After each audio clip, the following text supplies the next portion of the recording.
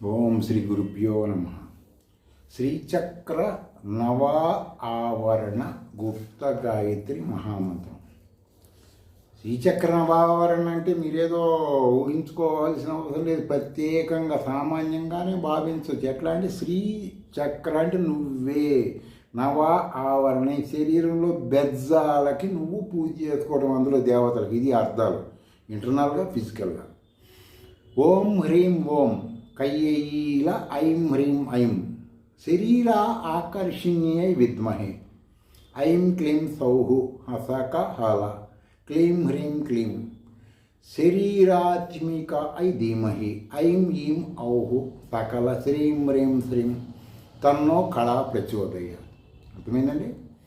ఈ విధమైనటువంటి శ్రీచక్ర నవావరణ గుప్త గాయత్రి మహామంత్రం చేసుకుంటే నీ శరీరం అవతలోడు ఆకర్షణగా ఉంటుంది.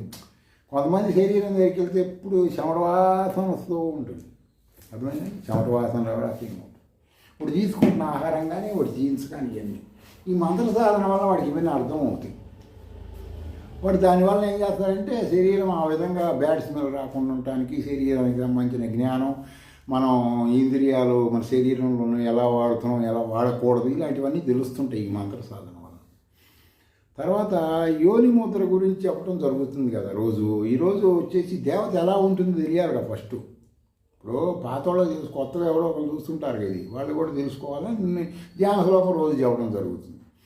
యోని ముద్రాంచ బిభ్రాణ వరదాభయస్తకాహ దక్షిణే పానపాత్రాంచ నవదూతిరహం భజే. అలా ఉంటుందామా.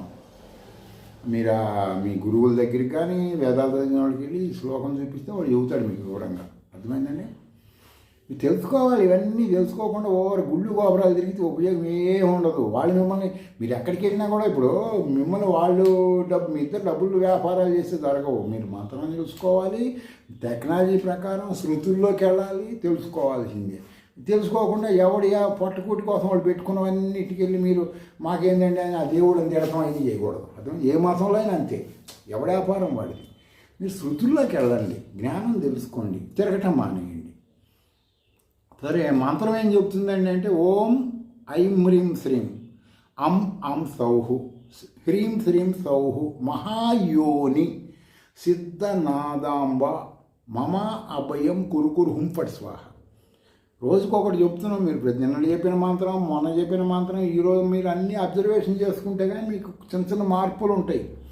ఒకే ఆ దేవత 9 రకములుగా ఉంటుంది. యోని ముద్ర అనబడే దేవత